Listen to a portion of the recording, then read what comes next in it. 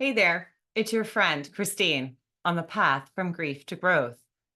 Today, we're going to dive a little deeper into those three items we talked about in my last podcast. So many of you have said, what are the first steps I need to take in that first year of grief? What do I need to tangibly do? In the first year of grief, in society, it is not considered a mental health issue. That first year is rather ignored. In society, we're supposed to go back to work. We're supposed to return to our routines after grieving and losing somebody. Grief is integrated into who we are. I understand that. But sometimes we need to slow things down and we need to be able to look at three items, simple three items: breathing, eating, and sleeping. So that's where we're going to start. We're going to start with three simple steps you can take today. You can take in order to help yourself heal. We're going to learn some breath techniques that help us relax and help us calm the system, but also bring us back to center. We're going to look at some warm breakfasts and how and why we should be eating that warm breakfast instead of a cold breakfast. Cora is cooking away and is going to join us and show us some great recipes that she's put together.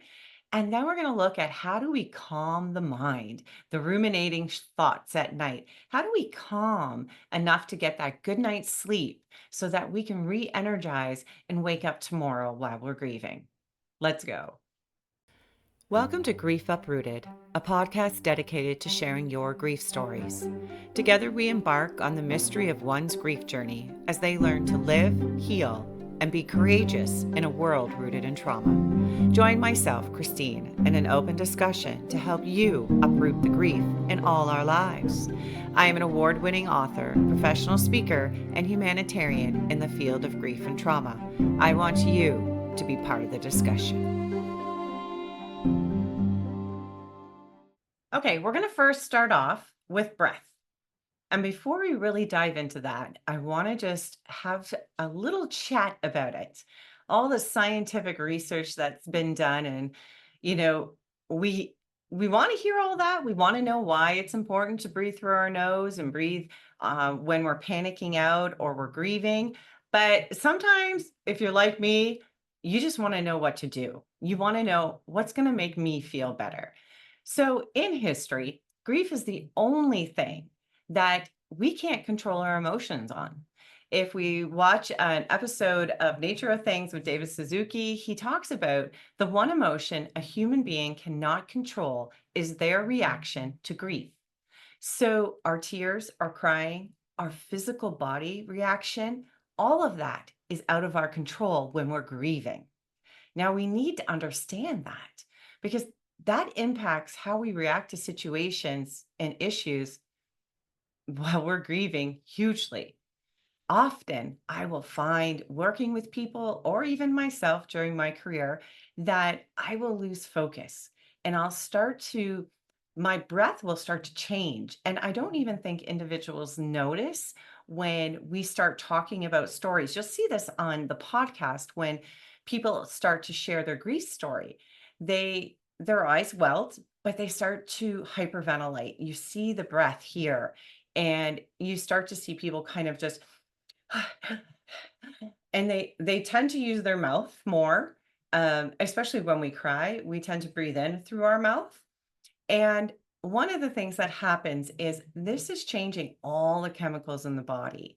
Now, there are numerous different books you can read. You can even Google to learn a little bit more about this.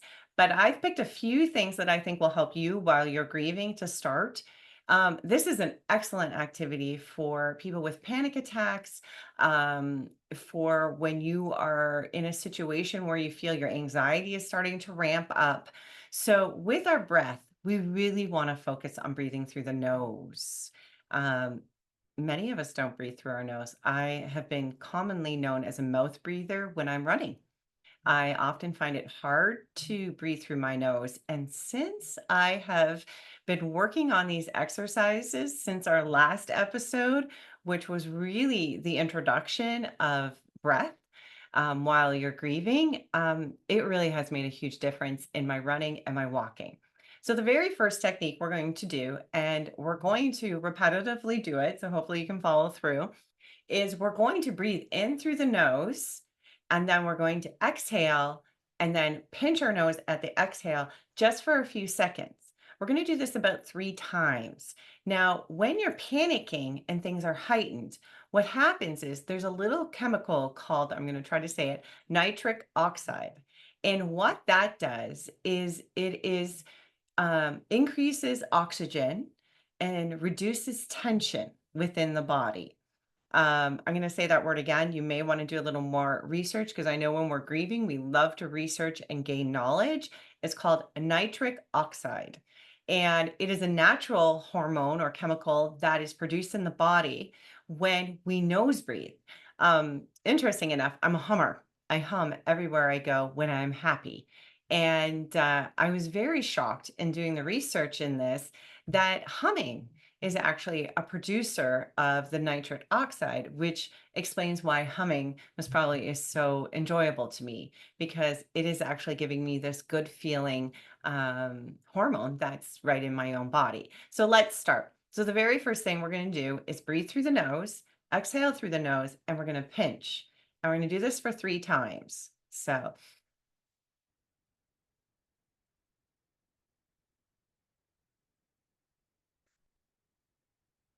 and you'll notice, as soon as you unpinch your nose, you naturally want to breathe in a lot. This is an excellent way of clearing nasal passages also. Let's do it again.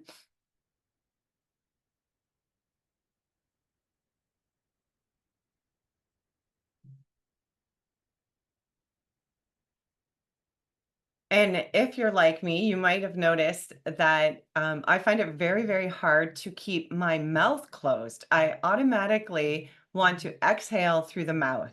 Um, and that is also another practice that's used when we want to relax. But for this instance, we're using the nose. Again,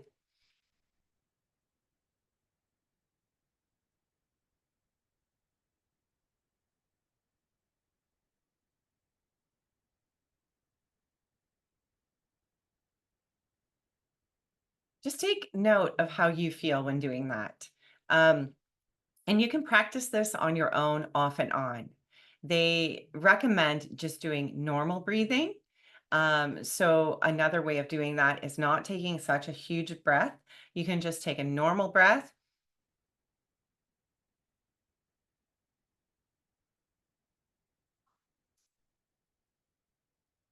And then that allows you to breathe back in. This is a simple, simple technique. And when learning this technique, I really kind of looked at it and went, how could this possibly help somebody who's grieving? And I'll be honest, I feel silly doing it on this podcast for you. But that breath work is really calming you, bringing you back to focus. And it's something you can do anywhere. You could be at work, you could be at school, you could be out for a walk. And if you're feeling that anxiety, we all know those triggers. We all know those dirty moments where you could be doing something and all of a sudden your mind starts ruminating. You start ramping up and you start feeling anxiety. You start feeling this pressure within your chest. And simply focusing in on the breath and doing that simple technique will calm, will pull you back down. Another activity that I quite enjoy and love and have done many times with young children that I'd like to introduce you to is it's a breath work with your hand. And what I tend to do when children are starting to ramp up or they're starting to lose control of the emotions, the breath again is something we want to focus on. But sometimes it's very hard to focus on your breath as a youngster when it's much easier to focus on an object or something. So simply taking your hand and tracing your hand. And as you trace your hand and get to the tip of the finger, breathe in.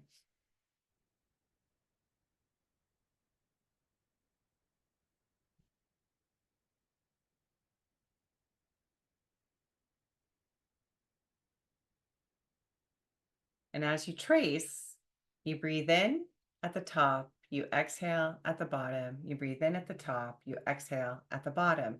And as you follow your fingers, it's another great activity to calm the mind. even if you're not breathing and you want to use this just to refocus and calm yourself. I love to integrate it with breath work because that allows me to really kind of focus in on getting full lungs and a full belly and then allowing it to exhale. Breath is super, super important. I will admit, I never, I never knew it was that important. Grief Uprooted is here to help us really with our grief and uproot it and start looking at it. So I love the fact that we're looking at it from the perspective of these simple things we need to do in life to help us through this grief process. So now let's move into number two. So we're just going to take a minute and a little bit of a break, and I'm going to come back and we're going to discuss some food. Two on our three things that we're looking at today: breath, food, and sleep. I'll be right back. Hey, it's Christine. I want to share with you something pretty exciting I'm working on. So, the HUGS program, Helping Understand Grief Sessions, has been going since 2011. I have trained many professionals from school systems to hospices to hospitals. It's a huge array of people on the HUGS program. You can become a HUGS facilitator, but what I'm really excited about, it's coming to online. This program will be available to you. So if you're interested in bringing a children's program to your area to help children grieve, it's a 6-week program and all the material is provided for you. All the training is provided for you. So visit robertspress.ca. I am working away on it so that I can get it up just for you. It is only together that we will heal. So I am so excited to bring all that I have learned to the masses, especially to you. Take care. Welcome back to Grief Uprooted. So now we're going to dive into number two for how you can help yourself during that first year of grieving, or actually many years after grieving, because it's integrated into what we do and who we are. It isn't something that we can just get over and move on. So last week's episode, I introduced you to Sabine Horner, who is a qualified nutritionist and yoga master from Austria in Vienna. And she was talking about um, how we're eating and when we're eating. And it was fascinating to learn that during grief, we don't want to put in a frozen cold cereal or breakfast in the morning or a cold, rough smoothie because it takes so much energy and so much work for the body to digest the cold, to warm it up. So she was suggesting some warm breakfasts. So we're going to check in with Cora in a second, and she's going to show us some great breakfast options. But also with Sabine, she offered on her website the store cupboard essentials. So I kind of wanted to go through that.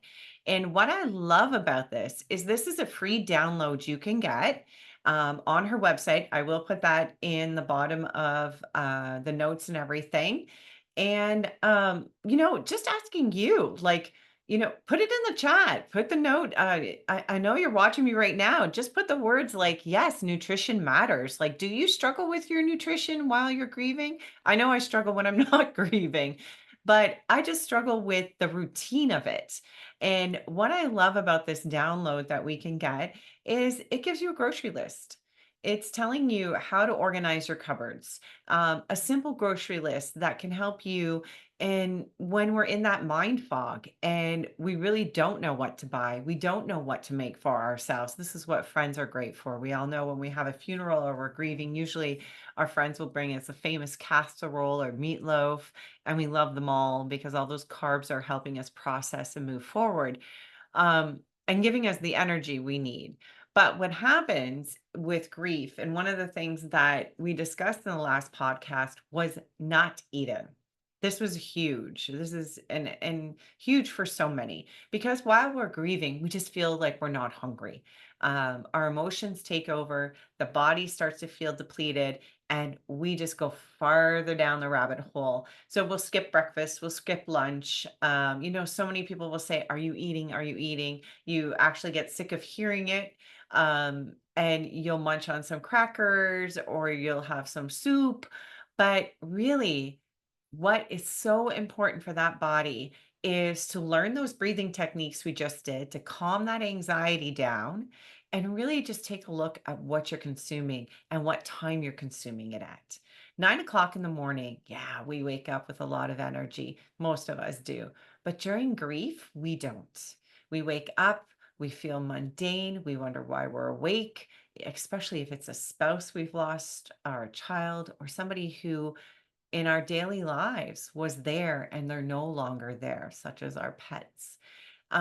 It's hard to get up in the morning. It's hard to move. But if we feed ourselves at around 9 o'clock every day, we are creatures of habit. This will become a habit. This will become something you need to get up and do. You need to get up at 9 o'clock and you need to eat something. Then we look at lunch. A lot of us will wait till dinner time to have that big dinner and sit down with our families and our friends. Again, it's habitual, it's a tradition. We sit down, we eat food, we talk to our friends. When we do this at nighttime, what happens is the body is working nonstop in processing all that food.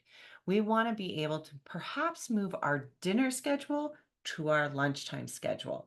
When we're grieving, it is fantastic to be able to take in the middle of the day some time for yourself, some time to eat a big meal that you want to eat. One, this is going to give you the carbs and give you the energy you're looking for. Two, it's going to help with thinking clearer. The mind tends to get foggy. We tend to ruminate too much and we lose focus. And three, when dinner comes, you have time and energy to socialize. That's huge because what happens by the time we hit dinner, we're exhausted. Our minds have been ruminating and ruminating and ruminating on the grief, on the funeral, on the past, what comes next, finances, so many things when we're grieving that people just don't think about that are floating around in our brains, going around and around and around. So at dinner time, instead of looking at dinner as, oh, I have to go out, I got to eat this whole big meal and I got to socialize, look at it as we can go out. I can have something small like a salad or whatever because we ate our big meal at lunchtime. We had time to process that meal. And then look at focusing on connecting with others, being able to sit and either have a nice drink and have a small meal and socialize with your loved ones. So it's really switching things up from the big meal at nighttime. And a lot of us want to skip our meals. We want to skip breakfast. We want to skip lunch. I'm famous for it because I'm busy. I don't feel hungry. Who cares? But actually you are. It's like grief. It's like the breathing. It's changing and it's changing and we don't see it. Simple technique of eating at a specific time every day. So making sure between that 12 to 2 window, you have that big meal instead of having that big meal between that 5 to 8 window. Makes a big difference, makes a huge difference. So the other thing about the covered essentials that I really liked was that she's talking about um, how to organize your kitchen. And I find at this time, it's really, really hard when you're grieving to even think about food, to even consider and care of how your kitchen is organized. But I also find that that self-care and taking the time to really look at it um, gives your mind something to do. It preoccupies you with taking care of yourself. And, the person you love who has died want you to take care of yourself. They want you to continue to heal. And really, everyone on Grief Uprooted, when they come on, I love how they share how their grief has helped them grow. They've either changed careers drastically, they've started up nonprofits, they've started to have better relationships, more intimate relationships. They've started to see the world differently. And, during your grief, look at that gift that your loved one has given you. And that's a gift of self reflection and a time to take care of yourself. So, also with organizing, she gives you a very easy shopping list. So, it starts off with kitchen herbs and spices that you might want to get. I love the almond banana hot smoothie. That's a great idea. coconut water banana smoothie, again, hot, and goes into variations of different recipes that you can look at, and that would be good for while you're grieving to help with the carbohydrates and to lower that sugar spike. Um, and the other is an adaptable shopping list, which is again, everything is printed out for you because it's hard to focus when we're grieving. So we'll be right back with Cora, and we're going to look at some meals that she's prepared that are for when we're grieving. Welcome back. We have Cora in the kitchen. I'm excited to share with you some of the recipes that Cora has made that are helping us during the time when we are grieving, when we need some easy, quick food to help us during this time when our energy is so low. So, as I mentioned before, it was suggested by the nutritionist that we have breakfast and it be so even if we're having cornflakes, which is a sugary choice, which we don't want to choose, but even if you're doing that, they suggest heating up your milk. So, Cora, you've put together some breakfast option for us, and one that you've put together for breakfast is hot. What is it that you put together that's for breakfast? So for breakfast, we put together a nice little oatmeal that has ginger shreddings on the top with some honey and some blueberries on the top. Oh, there goes a blueberry. Um, but we have some oatmeal with some fresh ginger and some honey. Oh, and you have a friend who likes that too. Um, so when you did the ginger, I just want to know because I've never used ginger in the kitchen like this. When you and I were on a plane to California, we were using ginger for motion sickness. So, it's crazy when the nutritionist is talking about using ginger in our oatmeal. And I'm thinking, yeah, why am I not using this as a preventative when we're grieving or when we're feeling down or even when we're stressed out? So did you just grate the ginger on or do you slice it or how did you put that? Well, you can slice the ginger, but I would recommend more to use a grater because it's just more efficient and it gets the ginger into smaller slices. Yeah, so then it's more evenly distributed. And the fruit next to it. So would you put this into your oatmeal too? Yeah, as you can see, we have some blueberries on top of the oatmeal. So the blueberry, or so any of the fruits can be used as just a day-to-day snack that you can use. It's also very nutritious for you, and it really helps you with a lot of things. Yeah, and I think when it comes to grieving, we all want the sugar fix, right? We all want the, yeah, feel good. And instead of pulling for the brownies and all those type of things, that's good sugar in a sense that we're using natural sugar to kind of heighten our moods and make us feel better. And speaking about sugar and snacks, so you have some cookies made. What are those cookies and what are they made of? I know I've had some and they taste great. The cookies have some walnuts, and they're basically oatmeal based. Mm. Um, they're very good for you. They can use them. You can use them as your breakfast too, instead of the oatmeal. So it could be like a tiny little oatmeal on the go.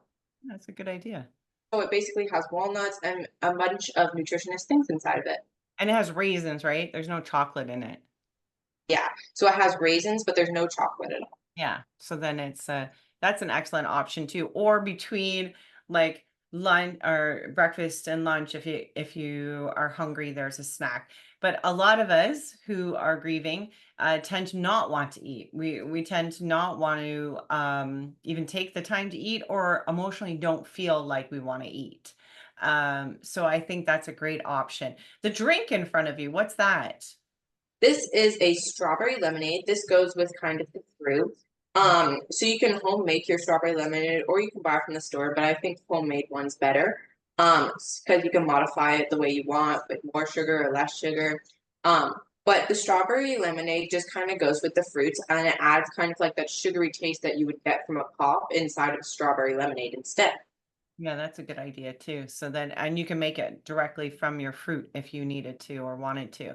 So one of the suggestions that the nutrition suggested is because we're grieving to have our dinner at lunchtime because we're so depleted in energy. And if this gives us the opportunity to actually socializing is exhausting when you're grieving. So a lot of times people invite us out for dinner and then we get out for dinner and we think, oh, we're not really hungry. But then we can have like a light salad or something at dinner and know that at lunchtime we ate this healthy lunch. So what did you make for lunch?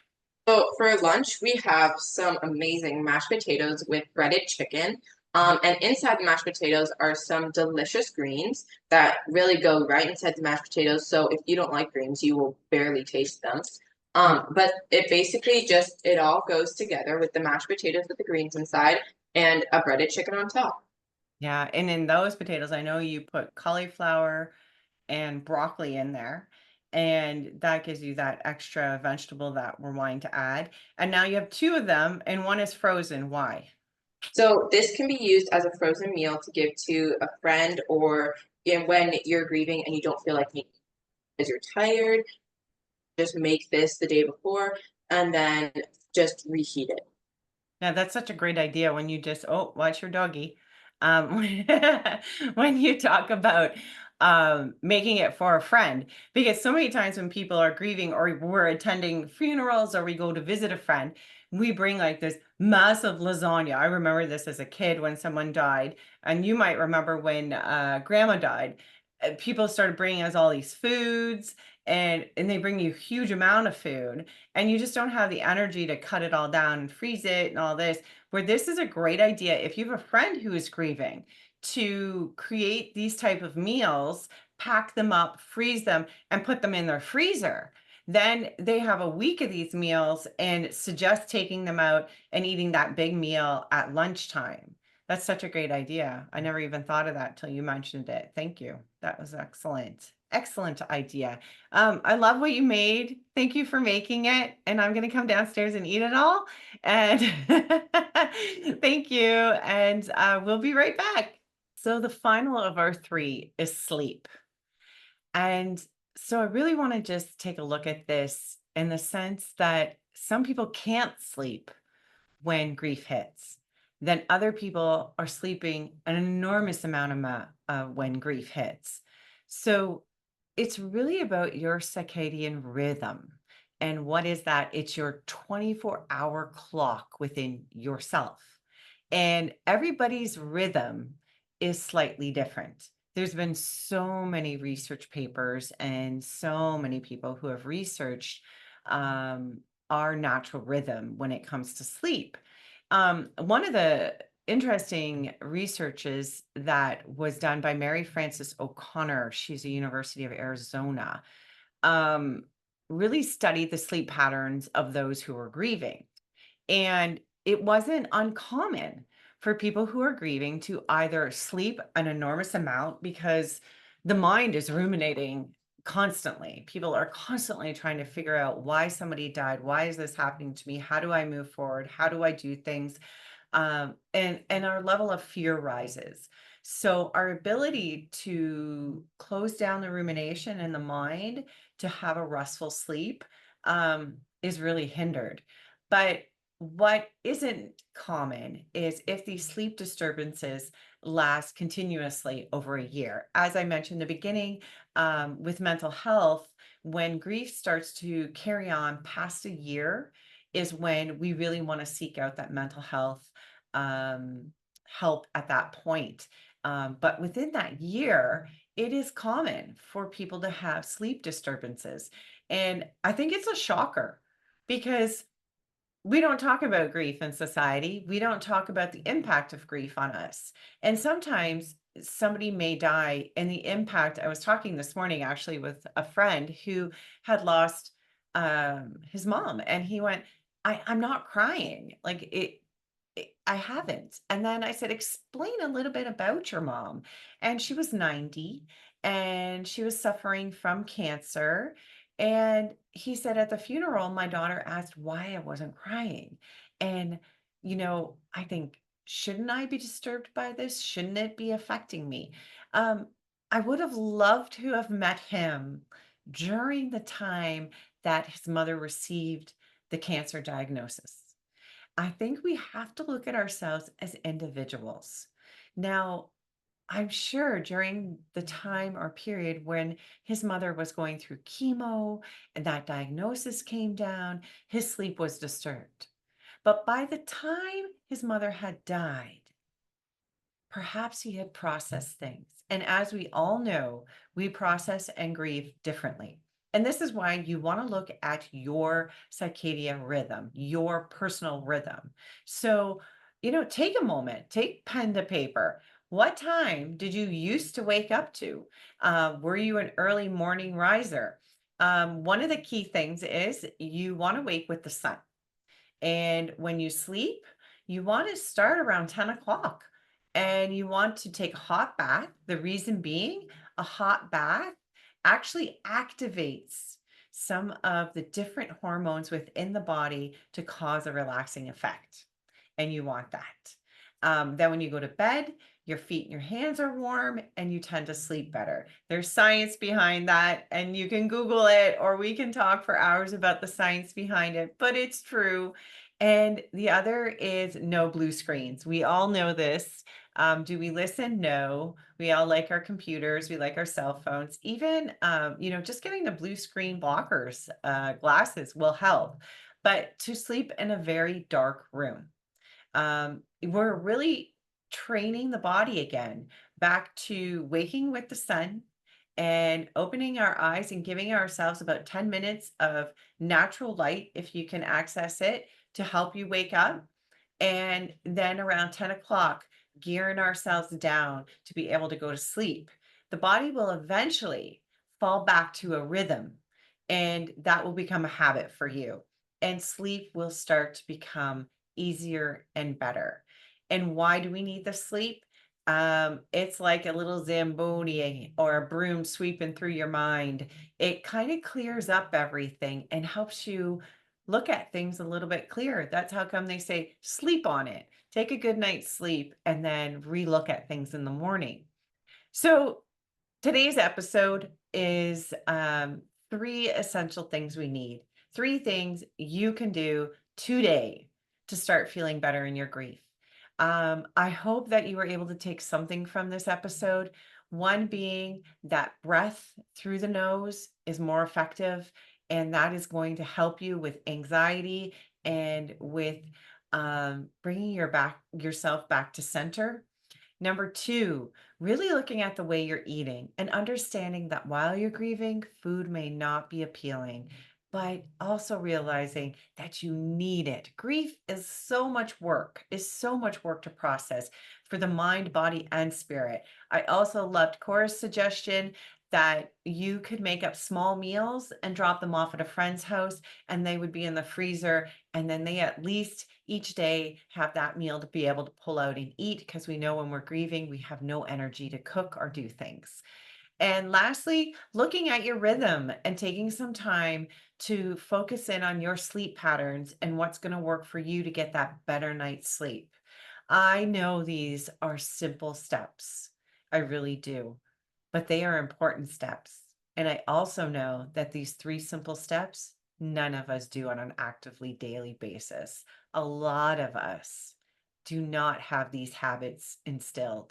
Our habits are to miss breakfast, lunch, drink a lot of coffee, and have a donut because it's a treat. It feels good.